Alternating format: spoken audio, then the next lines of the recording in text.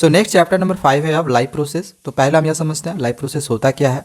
तो वो सभी प्रोसेसेस जो किसी भी लिविंग ऑर्गेनिम्स के बॉडी में हो रहे होते हैं ताकि वो जीवित रह सके, that is called life process. अब कौन कौन से ऐसे प्रोसेसेस होते हैं, तो मेनली हमें इस चैप्टर में 4 प्रोसेसेस के बारे में पढ़ना है, जैसे न्यूट्रिशन, ट्रांसपोर्टेशन, रिस्पायरेशन और एक्सक्रीशन। इन सब के बारे में पढ़ना है।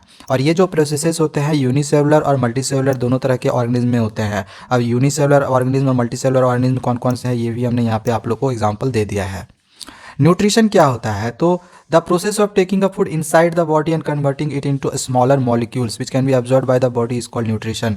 यानी कि जो फूड हम इनटेक करते हैं, जो फूड हम मतलब खाते हैं, वो फिर स्मॉलर मॉलिक्यूल्स में ये कन्वर्ट हो जाती है, फिर हमारी बॉडी उस फूड को एब्जॉर्ब कर लेती है। ये जो पूरा प्रोसेस होता है ना, इसी को हम न्यूट्रिशन कहते हैं। इसका एक फ्लो चार्ट भी हमने यहाँ पे करके दिखा दिया है।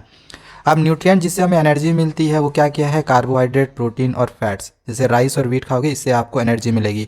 और कुछ न्यूट्रिएंट्स ऐसे भी होते हैं जो हमारे बॉडी के लिए ज़रूरी होती है ताकि ब्लड का फॉर्मेशन हो, बोन्स का फॉर्मेशन हो, स्किन अच्छा हो। जैसे कि आपको फ्रूट्स और वेजिटेबल्स में देखने को मिलेगा, वाटर में देखने को मिलेगा, विटामिन मिनरल्स में आपको ये अच्छी एक न्यूट्रिएंट्स मानी जाती है। अगला है मोड ऑफ न्यूट्रिशन, यानी न्यूट्रिशन के तरीके। 2 तरीके होते हैं, एक होता है ऑटोट्रॉफिक, दूसरा होता है हेटरोट्रॉफिक। ऑटोट्रॉफिक में हम प्लांट के बारे में पढ़ेंगे, हेटरोट्रॉफिक में हम डाइजेशन इन ह्यूमन बींग्स के बारे में पढ़ेंगे। पहले हम ऑटोट्रॉफिक मोड ऑफ न्यूट्रिशन के बारे में समझ लेते हैं। तो ऑटो का मतलब होता है सेल्फ, और ट्रॉप का मतलब क्या होता है, न्यूट्रिशन। इस न्यूट्रिशन में क्या होता है कि कोई भी जो ऑर्गेनिज्म होता है, वो कोई भी ऑर्गेनिज्म का मतलब प्लांट खास करके हम बात करेंगे। तो ऑटोट्रॉफिक मोड ऑफ न्यूट्रिशन में जो ऑर्गेनिज्म होते हैं वो फूड के लिए दूसरों पर डिपेंड नहीं रहते हैं, ये फोटोसाइंथेसिस प्रोसेस द्वारा खुद से फूड को प्रिपेयर कर लेते हैं। जैसे सारे ग्रीन प्लांट्स ये काम कर लेते हैं। अब न्यूट्रिशन इन प्लांट्स, जो प्लांट्स में न्यूट्रिशन मिलता है, कैसे मिल रहा है प्लांट्स को न्यूट्रिशन, तो इसमें हम फोटोसाइंथेसिस का पूरा प्रोसेस पढ़ेंगे। देखो इसका हमने एक फ्लो चार्ट आप लोग के लिए बना के यहाँ पे तैयार कर दिया है। इतना तो पता है कि लीव्स में क्लोरोफिल प्रेजेंट रहता है। वो क्लोरोफिल क्या करता है, सन के लाइट एनर्जी को केमिकल एनर्जी में कन्वर्ट कर देता है। और ये जो केमिकल एनर्जी है फिर H2O को इस तरह से ब्रेक डाउन करती है। ये जो रिएक्शन है ये लाइट रिएक्शन कहलाता है। और फिर इस तरह से फोटोसाइंथेसिस का जो पूरा प्रोसेस है वो कंप्लीट हो जाता है। और ये जो रिएक्शन है इसको हम डार्क रिएक्शन कहते हैं। इसको याद कर लेना, इस रिएक्शन को भी याद कर लेना। अब उसी चीज़ को देखो यहाँ पे हमने एक्सप्लेन कर दिया है। आप चाहो तो यहाँ से भी इसको पढ़ सकते हो, लिखना होगा तो लिख सकते हो। जो है वही था जो कि हमने ऑलरेडी एक्सप्लेन ऊपर में कर दिया है। अगला है रिस्पायरेशन इन प्लांट्स। प्लांट्स किस तरह से रिस्पायर करते हैं, तो जिस प्रकार से ह्यूमन और एनिमल्स रिस्पायर करते हैं, बिल्कुल प्लांट्स को भी उसी तरह से एनर्जी की ज़रूरत होगी। रिस्पायरेशन का मतलब ही होता है एनर्जी ऑब्टेन करना, ठीक है। तो यहाँ पे दिया गया plants do not have any special respiratory system, so they have to respire in all of their individual parts like leaf, stem and roots. देखो हमारे ह्यूमन और एनिमल्स में क्या है कि अपनी इसकी रिस्पायरेटरी सिस्टम है, स्पेशल रिस्पायरेटरी सिस्टम है। बट प्लांट्स में स्पेशल कोई रिस्पायरेटरी सिस्टम है नहीं, तो इस वजह से ये सब इंडिविजुअली जो होते हैं वो रिस्पायर करते हैं। और जो प्लांट्स होती है वो ये फोटोसाइंथेसिस और रिस्पायरेशन दोनों की प्रोसेसेस करते हैं। Plants gets oxygen by diffusion. Plants जो ऑक्सीजन लेते हो किसके प्रोसेस द्वारा लेते हैं, डिफ्यूज़न। ये आपको यहाँ पे डिफ्यूज़न का एक छोटा सा एग्जांपल हमने दिखा दिया है। अब देखो यहाँ पे फोटोसाइंथेसिस का ये वाला रिएक्शन है और ये वाला जो रिएक्शन है वो ये आपका रिस्पायरेशन वाला रिएक्शन है, ठीक है। जैसे दिन के समय में पता है फोटोसाइंथेसिस का प्रोसेस हो रहा होता है और नाइट के समय में रिस्पायरेशन की प्रोसेस हो रही होती है। अब देखो स्टोमाटा के थ्रू किस तरह से गैसेस का एक्सचेंज होता है, मतलब वही रिस्पायरेशन किस प्रकार से होता है। तो स्टोमाटा में के थ्रू जो होता है लीव्स और ग्रीन स्टीम में स्टोमाटा के थ्रू गैसेस का एक्सचेंज होता है। लेंटिसेल्स में देखो यहाँ ये सब लेंटिसेल्स है। तो जो ऊडी स्टीम होता है, रूट्स होता है, तो लेंटिसेल्स के द्वारा फिर गैसेस का एक्सचेंज होता है। रूट्स एयर में रूट्स के द्वारा गैसेस का एक्सचेंज होता है। तो इन जगहों से गैसेस का एक्सचेंज होता है। रिस्पायरेशन की प्रोसेस जो होती है वो होती है, मतलब जो ऑक्सीजन होता है ना इन सब से होके गुजरता है। अगला है ट्रांसपोर्टेशन इन प्लांट्स। प्लांट्स में ट्रांसपोर्टेशन किस प्रकार से होता है, तो सबसे पहले यहाँ पे दिया गया प्लांट्स किन किन चीज़ों को ट्रांसपोर्ट करता है, तो फूड, वाटर, मिनरल्स और हार्मोन्स, इन सबको ट्रांसपोर्ट करता है। प्लांट्स एयर से कार्बन डाइऑक्साइड और ऑक्सीजन ऑब्टेन करता है, वहीं सॉइल से नाइट्रोजन, फॉस्फोरस, पोटेशियम, वाटर, ये सब सारा ऑब्टेन करता है। There are 2 transporter tissue in plant. Plants में 2 तरह के ट्रांसपोर्टर टिश्यू होते हैं, एक होता है जाइलम और दूसरा होता है फ्लोयम। जाइलम किस चीज़ को ट्रांसपोर्ट करता है, तो वाटर और मिनरल्स को। फ्लोयम किस चीज़ को ट्रांसपोर्ट करता है, तो फूड और कुछ ऑर्गेनिक सब्सटेंसेस को। Xylem is made up of 4 types of element. Xylem जो है वो 4 प्रकार के एलिमेंट से बना हुआ है, ये सब 4 प्रकार के एलिमेंट से। वहीं जो फ्लोयम है वो भी 4 प्रकार के एलिमेंट से बना हुआ है, जो कि आपको यहाँ पे देखने को मिल रहा होगा। अब जाइलम किस प्रकार से वाटर और मिनरल्स को ट्रांसपोर्ट करता है, तो इसका पूरा प्रोसेस यहाँ पे देख लो। जैसे मिट्टी से ही ना जाइलम जो ट्रांसपोर्ट करेगा, मतलब मिनरल्स और वाटर को ट्रांसपोर्ट करेगा। वाटर को जो ट्रांसपोर्ट करता है वो ऑस्मोसिस प्रोसेस द्वारा करता है, और मिनरल्स को जो ट्रांसपोर्ट करता है वो एक्टिव ट्रांसपोर्ट के द्वारा करता है। रूट प्रेशर क्या होता है, तो जब वाटर इंटर करता है रूट्स में, तो the process of osmosis a pressure is generated, तो एक प्रेशर जनरेट होता है जिससे कि ट्रांसपोर्ट हो पाता है वाटर और मिनरल सॉइल से। ओके, अपवर्ड डायरेक्शन में, जाइलम में अपवर्ड डायरेक्शन में फ्लो होता है, इतना तो पता ही होगा आपको। और the hydrostatic pressure is known as root pressure, और ये जो हाइड्रोस्टैटिक प्रेशर लगता है इसी को हम रूट प्रेशर कहते हैं। अच्छा, ट्रांसपीरेशन क्या होता है, तो loss of water in the form of vapour from the aerial part of the plant are known as transpiration, और या फिर इसको हम सक्शन पुल भी कहते हैं। ट्रांसपीरेशन मतलब क्या हो गया कि वाटर का लॉस होना इन the form of vapour, vapour के फॉर्म में, मतलब एरियल पार्ट से। जैसे ये मान के चलो ये एक प्लांट है, तो ऊपर से जो भी वाटर का यहाँ से लॉस होगा, that is called transpiration. Xylem transport water and minerals in upward direction from root to highest point of the plant. Xylem water और मिनरल्स को ट्रांसपोर्ट करता है सिर्फ अपवर्ड डायरेक्शन में, रूट से highest point of the point तक, और ये यूनी डायरेक्शन होता है, मतलब एक ही डायरेक्शन पे ये फ्लो होता है, सिर्फ अपवर्ड होता है। Water do not loss at night, water जो होता है वो रात में लॉस नहीं होता है, क्योंकि जो गार्ड सेल्स होते हैं स्टोमाटा के वो रात के समय में बंद हो जाते हैं। ये छोटी सी जानकारी है, बस इसको याद रखना। और दिन के समय में स्टोमाटा के जो गार्ड सेल्स होते हैं वो ओपन होते हैं। अब फ्लोएम किस प्रकार से फूड को ट्रांसपोर्ट करता है, तो फ्लोएम ट्रांसपोर्ट करता है ट्रांसलोकेशन प्रोसेस द्वारा। Transport of food from leaves to other parts of the plants is known as translocation. तो ट्रांसलोकेशन प्रोसेस में क्या होता है, जो फूड की ट्रांसपोर्टेशन होती है वो लीव्स से, क्योंकि फूड जो बनेगा वो लीव्स में ही बनेगा, फिर लीव्स से पूरे बॉडी पार्ट्स में प्लांट्स के वो जाते हैं, और इसकी जो ट्रांसपोर्ट होती है अपवार्ड और डाउनवार्ड डायरेक्शन में जा सकती है, मतलब किसी भी डायरेक्शन में ये हो सकता है, इस वजह से इसको बाई डायरेक्शनल टिश्यू भी कहते हैं। अगला टॉपिक है एक्सक्रीशन इन प्लांट्स। तो प्लांट्स भी एक्सक्रिएट करते हैं बिल्कुल ह्यूमन की तरह। जैसे क्या क्या एक्सक्रीशन होता है, कैसे होता है, तो oxygen and carbon dioxide is diffuse through stomata, stomata के थ्रू ऑक्सीजन और कार्बन डाइऑक्साइड डिफ्यूज होता है, मतलब बाहर निकलता है। Excess water is remove by transpiration, ऊपर में हमने ट्रांसपिरेशन के बारे में बताया था कि aerial part of the plant से वाटर जो होता है वो वेपर के फॉर्म में बाहर निकलता है, तो ये भी तो एक्सक्रिएट ही ना किया। Plant also lose some old leaves and barks, आप यहाँ देखें तो प्लांट जो होता है ओल्ड लीव्स और बाग्स को भी लूज करता है, और कुछ वेस्ट प्रोडक्ट्स जैसे कि latex, gums, resin and stored in old xylem cells, तो ये सब भी एक्सक्रिएट करता है। Plants also excrete some waste substances around the soil, soils में भी कुछ वेस्ट सब्सटेंसेज को वो एक्सक्रिएट करता है। अगला हम लोग पढ़ना है हेटरोट्रॉफिक मोड ऑफ न्यूट्रिशन के बारे में, क्योंकि ऑटोट्रॉफिक जो हम ऑलरेडी खत्म कर चुके हैं। हेटरोट्रॉफिक मोड ऑफ न्यूट्रिशन मतलब कि हेट्रो का मतलब होता है अदर, और ट्रॉप का मतलब न्यूट्रिशन, यानी कि हम फूड के लिए दूसरे पे डिपेंड रहेंगे। ऑटोट्रॉफिक में क्या था कि हमने फूड के लिए देखा कि दूसरे पे डिपेंड नहीं थे, यहाँ पे हेटरोट्रॉफिक हम देखेंगे फूड के लिए दूसरे पे डिपेंड हम रहेंगे। अब हेटरोट्रॉफिक न्यूट्रिशन को 3 भाग में बांटा गया है, हर्बीवोरस, कार्निवोरस और ओमनीवोरस। अब मुझे नहीं लग रहा है कि ये मुझे बताने का ज़रूरत है कि हर्बीवोरस, ओमनीवोरस और कार्निवोरस क्या होता है। Types of heterotrophic mode of nutrition ये 3 तरह का होता है, सेप्रोफाइटिक, पारासाइटिक और होलोजोविक। सेप्रोफाइटिक क्या होता है, तो वैसे ऑर्गेनिम्स जो फूड है वो डेड और प्लांट से ऑब्टेंड करते हैं, डेड और डिकेइंग प्लांट से ऑब्टेंड करते हैं, दैट इज कॉल्ड सेप्रोफाइटिक, जैसे फंगी और ईस्ट इसका एग्जांपल है। पारासाइटिक न्यूट्रिशन क्या होता है, तो वैसे ऑर्गेनिम्स जो फूड किसी दूसरे ऑर्गेनिम्स को बिना मारे हुए ही ऑब्टेंड कर ले, इसी को हम कहते हैं, जैसे प्लाज्मोडियम, राउंड वर्म्स, ये सब कुछ एग्जाम्पल है, और प्लांट्स में आपका कस्क्यूटा जिसको मार्बल भी कहते हैं, ये भी एग्जाम्पल है। और होलोजोविक न्यूट्रिशन क्या होता है, तो वैसे ऑर्गेनिम्स जिनमें डाइजेशन का प्रोसेस होता हो, सिंपल सा पैसा समझ लो, उसी को हम होलोजोविक न्यूट्रिशन कहते हैं, जैसे मैन और मोस्ट ऑफ द एनिमल्स या एमोबा में होता है। अब आगे यहाँ पे प्रोसेस ऑफ न्यूट्रिशन का एक फ्लो चार्ट हमने दे दिया है कि सबसे पहले इंजेक्शन होगा, फिर डाइजेशन, फिर एब्जॉर्प्शन, फिर एसिमिलेशन और फिर इजेशन। चलो यहाँ पे अब हम डाइजेशन को देखेंगे। डाइजेशन का देख लो, डाइजेशन ह्यूमन में किस प्रकार से होता है, इसका एक बहुत ही अच्छा सा फ्लो चार्ट हमने बना दिया है। सबसे पहले हम फूड को माउथ के थ्रू इंटेक करते हैं, फिर ये फूड जो होता है इसोफेगस में जाता है, फिर स्टोमैक में जाता है, फिर स्मॉल इंटेस्टाइन में, फिर लार्ज इंटेस्टाइन में, फिर ये एनस के थ्रू बाहर निकल जाता है। सिंपल सा बात यही है। और इतना आपको पता ही होगा कि माउथ में एक सैलिवरी ग्लैंड होता है जो कि सैलिवा प्रोड्यूस करता है, और इस सैलिवा में सैलिवरी एमिलेज नाम का एक एंजाइम होता है जो फूड को ब्रेक डाउन करने का काम करता है और ग्लूकोज में कन्वर्ट करता है।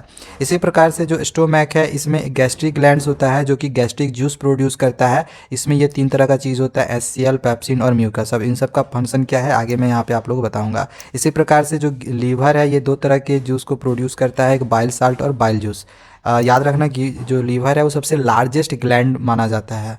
पेनक्रियाज जो है ट्रिप्सिन और लिपेज ये दो तरह के एंजाइम्स को प्रोड्यूस करता है। अब देखो यहाँ पे पूरा प्रोसेस देख लो। सबसे पहले हम फूड को इनटेक किए, टीथ से वो ब्रेक डाउन किए, टंग से टेस्ट या रॉल किए, सैलिवरी ग्लैंड के बारे में बता दिया जो कि सैलिवा प्रोड्यूस करता है। एंजाइम्स रहता है इसमें एक प्रकार का जो कि सैलिवरी एमिलेज को ब्रेक डाउन करके फूड को जो कॉम्प्लेक्स फूड होता है उसको ब्रेक डाउन करके सिंपल शुगर यानी कि ग्लूकोज में कन्वर्ट कर देता है। अब जो फूड है वो इसोफेगस में आ जाता है जिसको हम फूड पाइप भी कहते हैं, एंड फिर फूड पाइप के थ्रू वो हमारे स्टोमैक में फूड जो है वो आ जाता है। अब हमारे स्टोमैक में गैस्ट्रिक ग्लैंड्स प्रेजेंट रहता है जो कि रिलीज़ करता है गैस्ट्रिक जूस, और ये जो गैस्ट्रिक जूस है इसमें 3 तरह की चीज़ रहती है, HCl, पेप्सिन और म्यूकस। अब HCl का क्या रोल है, तो ये एसिडिक बनाए रखता है हमारे स्टोमैक को, साथ ही जो फूड से बैक्टीरिया वगैरह आता है उसको किल करने का काम करता है। पेप्सिन का रोल क्या होता है, तो ये प्रोटीन को ब्रेक डाउन करके अमीनो एसिड में कन्वर्ट कर देता है। और म्यूकस क्या करता है, तो ये वॉल होता है स्टोमैक का जो कि प्रोटेक्ट करता है HCl के सीक्रेशन को। ठीक है, स्टोमैक क्या है, एक बड़ा सा ऑर्गन है जो कि फूड इंटर जाता है तो एक्सपेंड करता है, ये सब पता ही होगा। फिर जो फूड है स्टोमैक से स्मॉल इंटेस्टाइन में चला जाता है। स्मॉल इंटेस्टाइन में यहाँ पे जो डाइजेशन की प्रोसेस है वो कंप्लीट हो जाती है, इसको याद रख लेना। ठीक है, यानी कि कार्बोहाइड्रेट, प्रोटीन, फैट्स यहाँ पे बॉडी को मिल जाता है। इसकी लेंथ लगभग 6 मीटर की होती है। एंड जो स्मॉल इंटेस्टाइन होता है वो लार्जेस्ट पार्ट होता है डाइजेस्टिव सिस्टम का। The small intestine receive the secretion of 2 glands, और जो स्मॉल इंटेस्टाइन होती है वो 2 तरह के सीक्रेशंस को, 2 तरह के ग्लैंड के सीक्रेशंस को रिसीव करती है। पहला लीवर है, दूसरा पैनक्रियाज है। लीवर क्या काम करता है, तो it produce bile juice and bile salt, जो ऊपर में भी हमने बता दिया था। बाइल जूस का फंक्शन है कि ये फूड को अल्कलाइन बनाए रखता है यानी कि बेसिक बनाए रखता है। वहीं बाइल साल्ट का क्या काम है कि जो बड़े बड़े फैट ग्लोब्यूल्स होते हैं उसको ब्रेक डाउन करने का काम करता है। इस प्रोसेस को हम इमल्सिफिकेशन भी कहते हैं। वहीं जो पैनक्रियाज है ये 2 तरह के एंजाइम्स को प्रोड्यूस करता है, एक ट्रिप्सिन और दूसरा लिपेज। ट्रिप्सिन का काम है प्रोटीन को ब्रेक डाउन करके एमिनो एसिड में कन्वर्ट करना, जो कि पेप्सिन का भी काम यही था। वहीं लिपेज का जो काम है वो इमल्सिफाइड फैट को फैटी एसिड और ग्लिसरॉल में ये कन्वर्ट कर देता है। अगला गॉल ब्लैडर है। गॉल ब्लैडर में क्या होता है कि ये बाइल जूस और बाइल साल्ट को ये स्टोर करने का काम करता है, जो कि यहाँ पे हमने आप लोग को बताया था। तो ओवरऑल हमने ये सब सारी चीज़ें आपको बता दी है। उसी का यहाँ पे देखो एक जो है एक फ्लो चार्ट है वो हमने तैयार करके दे दिया है। एंड इसके बाद विली है, तो विली एक फिंगर लाइक प्रोजेक्शंस होता है inside small intestine, small intestine के अंदर ये होता है। This projection increases the surface area of absorption. ये इसका काम क्या होता है विली का, कि वो सरफेस एरिया को बढ़ाता है एब्जॉर्प्शन का। ठीक है, इसके बाद जो विली है वो फूड को ब्लड वेसल्स तक पहुंचाने का भी काम करता है। ठीक है, चलो ये सब हो गया। इसके बाद फूड जो है लार्ज इंटेस्टाइन में चला गया, ये सब सारा तो बता ही चुके हैं। चलो नेक्स्ट, ये प्रोसेस कंप्लीट हो गया डाइजेशन वाला। नेक्स्ट अब आगे के टॉपिक है रिस्पायरेशन इन ह्यूमन। तो रिस्पायरेशन क्या होता है, तो जो फूड हम इंटेक करते हैं जो कि वो ग्लूकोज के फॉर्म में बदल जाता है, तो ऑक्सीजन के साथ वो मिल के क्या करता है, फूड को ब्रेक डाउन कर देता है और इससे हमें एनर्जी मिलती है। इस पूरे प्रोसेस को ही हम रिस्पायरेशन कहते हैं। अब यहाँ पे ह्यूमन रिस्पायरेटरी सिस्टम के बारे में पढ़ेंगे जिसे हम सेलुलर रिस्पायरेशन भी कहते हैं। तो हम नोज़ के थ्रू ऑक्सीजन को इंटेक करते हैं। हमारे नोज़ में छोटे छोटे हेयर्स होते हैं जो कि एयर को फिल्टर करने का काम करता है। इसके बाद जो एयर है वो नोज़ से थ्रोट तक जाता है और थ्रोट से फिर लंग्स तक जाता है। इसका फ्लो चार्ट भी देख लो। ऑक्सीजन जो है नोज़ तक आया, नोज़ से फेरेंक्स में जाता है, फेरेंक्स से लैरिंक्स में जाता है, फिर ट्रैकिया में जाता है। ठीक है, अब ट्रैकिया क्या है, लैरिंक्स क्या है, वॉइस बॉक्स है। ट्रैकिया क्या है, एक यू शेप्ड ट्यूब होता है जो कि लैरिंक्स को लंग्स के साथ जो है कनेक्ट करके रखता है। इसके बाद जो ट्रैकिया होता है इसके 2 ब्रांचेज होते हैं लेफ्ट राइट में, जिसको हम ब्रोंकी कहते हैं। यहाँ पे इसको आप देख सकते हो।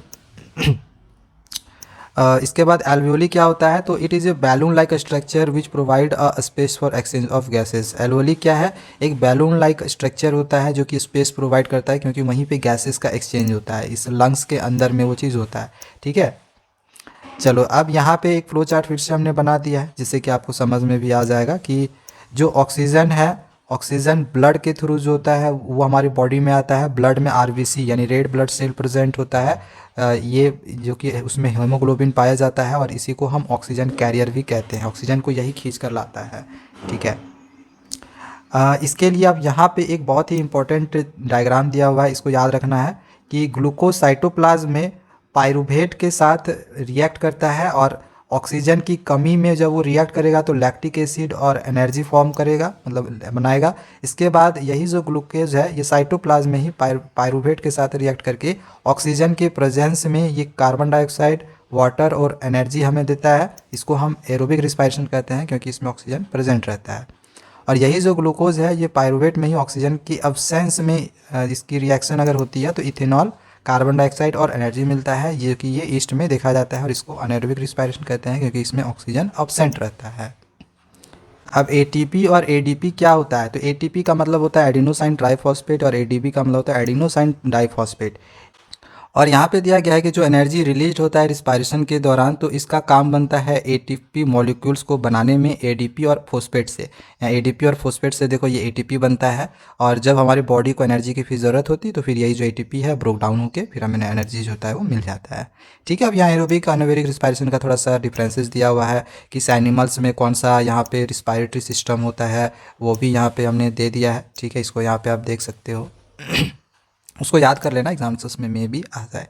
अब ह्यूमन में ट्रांसपोर्टेशन किस तरह से होता है? तो ह्यूमन में ट्रांसपोर्टेशन का जो काम करता है वो कौन करता है? ब्लड। अब ब्लड किन चीज़ों को ट्रांसपोर्ट करता है? तो यहाँ पे ये सब सारा देख लो, ये सब सारा ट्रांसपोर्ट करने का काम करता है। ट्रांसपोर्ट कैसे होता है? तो हार्ट पंप होता है, इसकी वजह से ट्रांसपोर्ट होता है। अब ब्लड के मेन कंपोनेंट कौन कौन से हैं? तो प्लाज्मा, इसका काम क्या होता है? तो ये फूड, कार्बन डाइऑक्साइड और वेस्ट प्रोडक्ट को ट्रांसपोर्ट करता है, ये येलो कलर का फ्लूइड होता है। वहीं रेड ब्लड सेल क्या होता है? तो इसमें हेमोग्लोबिन प्रेजेंट रहता है जो कि ऑक्सीजन को ट्रांसपोर्ट करने का काम करता है। वाइट ब्लड सेल क्या काम करता है? तो this cells fight against harmful bacteria, viruses and germs. तो वाइट ब्लड सेल्स जो हार्मफुल बैक्टीरिया, वायरस और जर्म्स होते हैं उससे वो फाइट करता है और साथ ही हमारे इम्यूनिटी सिस्टम को भी बनाए रखता है। और प्लेटलेट्स काम क्या करता है? तो अगर कहीं खून जम जा, मतलब खून निकल जाए, कट जाए, तो वो खून जो निकल रहा होता है उसको जमाने का काम करता है प्लेटलेट्स। ठीक है, चलो अब यहाँ पे आगे दिया गया है कि हार्ट वर्क किस प्रकार से करता है। तो हार्ट एक मस्कुलर ऑर्गन है, ये जो ऑर्गन्स होता है ये पंप करता है हमारे ब्लड वेसल्स तक, जितने ब्लड होते हैं उसको पहुँचाता है। It have two sides separated by muscular wall called septum. इसके दो साइड्स होते हैं, यहाँ पे भी आप हार्ट में देख रहे हो, इसके दो साइड्स होते हैं जिसको हम सेप्टम कहते हैं। इसके 4 चैम्बर होते हैं, left atrium, right atrium, left ventricle और राइट वेंट्रिकल। इसका 4 चैम्बर्स है, यहाँ पे भी इसको आप देख रहे होगे। और वाल्व्स भी लगा होता है ताकि जो लिक्विड है दूसरे डायरेक्शन में फ्लो नहीं हो। Heart is surrounded by a thin layer, heart के चारों तरफ में एक थीन लेयर होती है जिसको हम पेरिकार्डियम कहते हैं, जो कि प्रोटेक्ट करता है हार्ट को और हार्ट के शेप को बनाए रखने में भी काम करता है। डीऑक्सीजनेटेड ब्लड क्या होता है? तो ब्लड जो कि कार्बन डाइऑक्साइड को कैरी करता है और ऑक्सीजनेटेड ब्लड जो कि ऑक्सीजन को कैरी करता है, वैसा ब्लड। तो 3 टाइप के ब्लड वेसल्स होते हैं, आर्टरीज, वीन्स और कैपिलरीज। आर्टरी काम करता है ऑक्सीजनेटेड ब्लड को हार्ट से पूरे बॉडी पार्ट तक पहुंचाने का, एक्सेप्ट जो पुल्मोनरी आर्टरीज होते हैं वो कैरी करते हैं डीऑक्सीजनेटेड ब्लड को हार्ट से लंग तक। इसी प्रकार से जो वीन्स होता है वो डीऑक्सीजनेटेड ब्लड को बॉडी से हार्ट तक पहुंचाने का काम करता है। एक्सेप्शन इसका भी है, पुल्मोनरी वीन्स जो होता है वो कैरी करता है ऑक्सीजनेटेड ब्लड को लंग से हार्ट तक। ओके, कैपिलरीज का काम क्या है? तो ये थिन ब्लड वेसल्स होता है आर्टरीज और वीन्स के बीच में। अच्छा, इसमें ये भी याद रखना कि आर्टरीज में कोई वॉल्व्स प्रेजेंट नहीं रहता है, इसमें हाई प्रेशर में ब्लड फ्लो होता है, ये थिक और इलास्टिक होता है। वीन्स जो होता है इसमें वॉल्व्स प्रेजेंट होता है, ब्लड फ्लोज, ये प्रेशर के साथ ब्लड फ्लोज करता है और ये थिन और इलास्टिक होता है, कम इलास्टिक होता है। ठीक है, अब यहाँ पे डबल सर्कुलेशन का एक फ्लो चार्ट है, इसको यहाँ पे देख लो।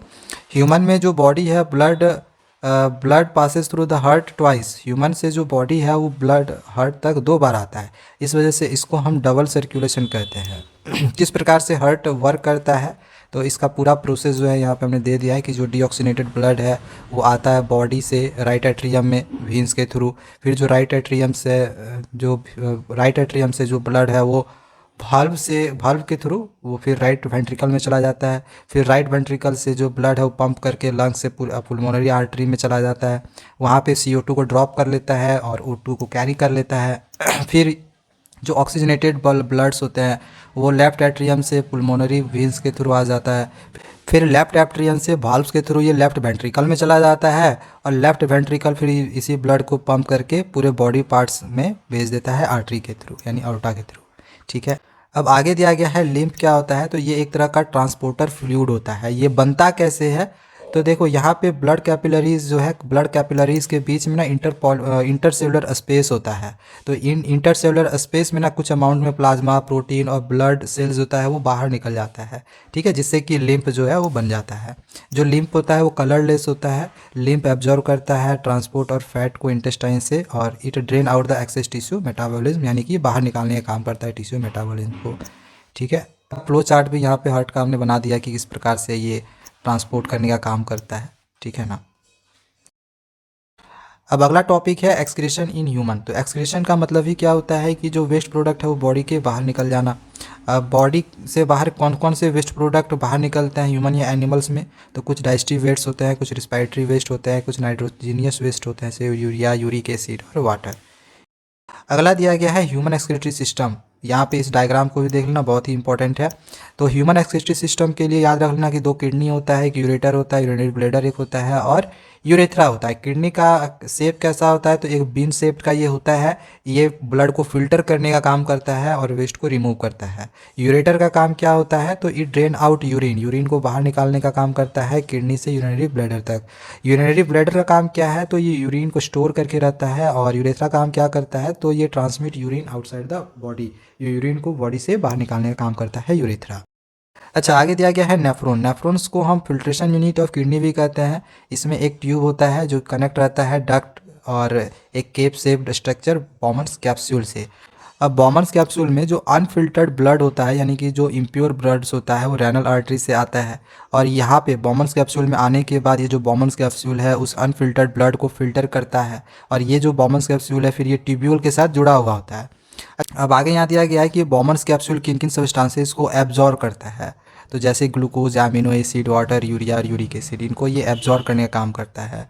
हैनल स्वरूप के बारे में यहाँ पे दिया गया है कि इसमें जो ब्लड कैपिलरीज होती है वो प्रेजेंट होता है हेलन लूप्स के आसपास में।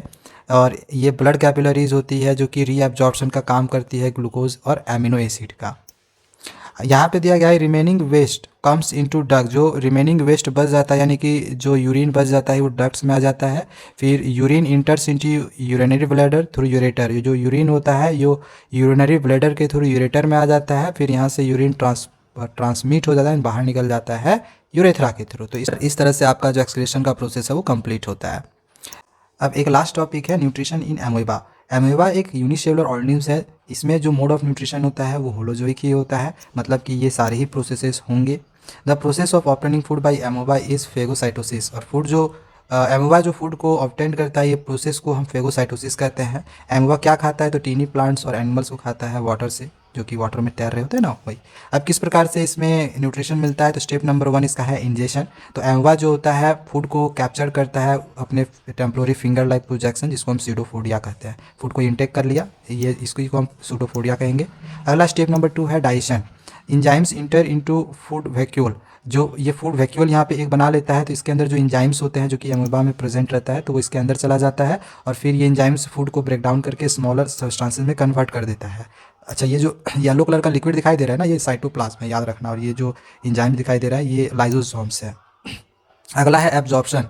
तो जो डाइजेस्टेड फूड होता है वो आ जाता है आपका फूड वैक्यूल में, और फिर हमारे ये एमोइबा का जो वॉल्स होते हैं उसको एब्जॉर्ब कर लेता है। अगला प्रोसेस है एसिमिलेशन। जो एब्जॉर्ब फूड है वो पूरे बॉडी को में डिस्ट्रीब्यूट हो जाता है, जिससे एनर्जी मिलती है। तो एसिमिलेशन का प्रोसेस पूरा हो जाता है, और फिर एमोइबा के सरफेस वॉल से जो वेस्ट मटेरियल्स है वो कहीं से भी इस तरह से बाहर निकल सकता है। तो ये आपका पूरा चैप्टर कंप्लीट हो गया।